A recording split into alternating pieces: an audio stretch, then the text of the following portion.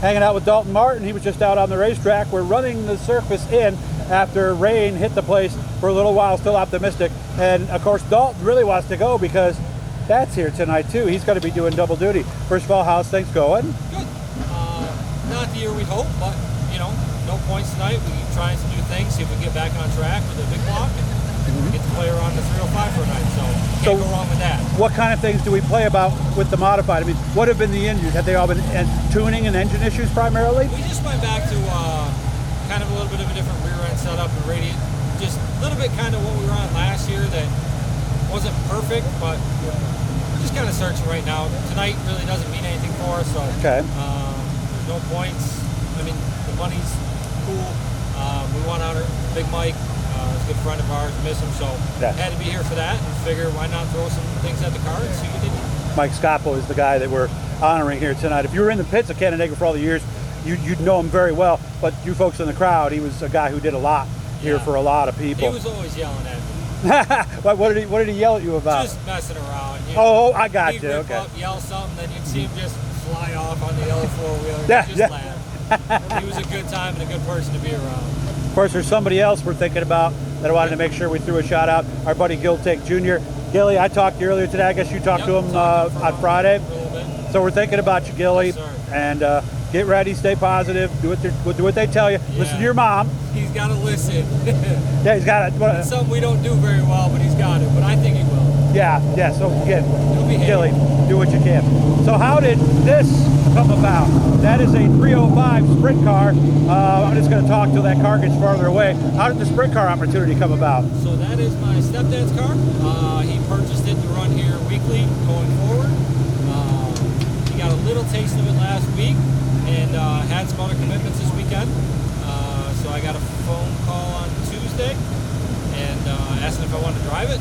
I've always wanted to race one.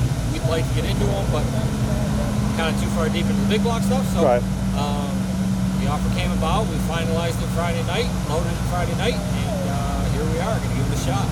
Biggest thing all you modified guys tell me is, boy, when that thing leans to the left like that, it really throws you off. Yeah. I'm told, like, listen, you're not going to get over on the right rear. Yeah, not at all. If you get over, you got bigger, like, it's going to be the complete opposite. We're not, you know, it's championship night. We're not trying to hurt anyone's champion. We're just going to go out and start scratch, play around, hopefully pass a few cars.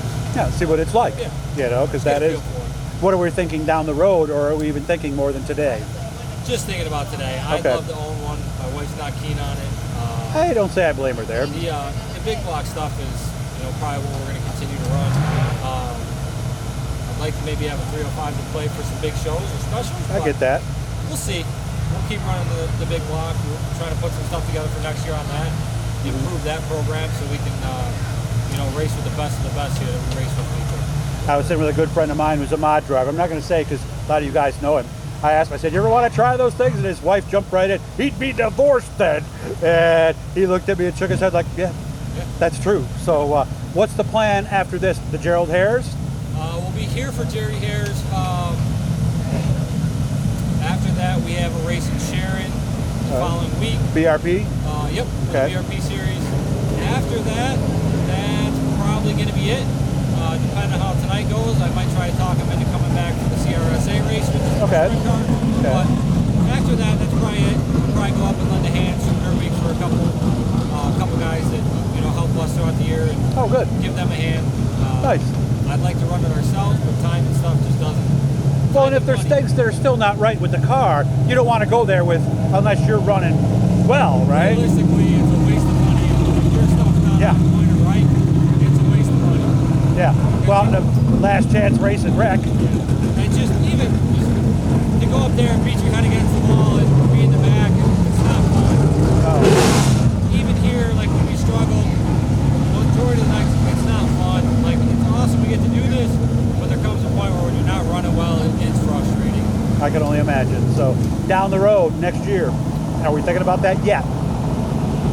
Next year is undecided. I don't know what the game plan is yet. You're not getting out, are you? What's that? You're not getting out, are you? I probably won't race as much. Okay. We'll see. It depends on what we do with the car. Possibly be back here weekly. If not, probably like a BRP tour, just hit or miss races, travel a little bit. But kind of depends on sponsors. sponsorship and motor. So I get it. it's cinch. I get it. I hope things go well for you. Hopefully you get some laps in that 305, get to see what it's like. And I want to make sure to thank you. You've filled up my tank in this thing a couple times and Sure. offered me use of your card. I really do appreciate that. Appreciate what you do for us, man. Good luck. Have fun out there tonight.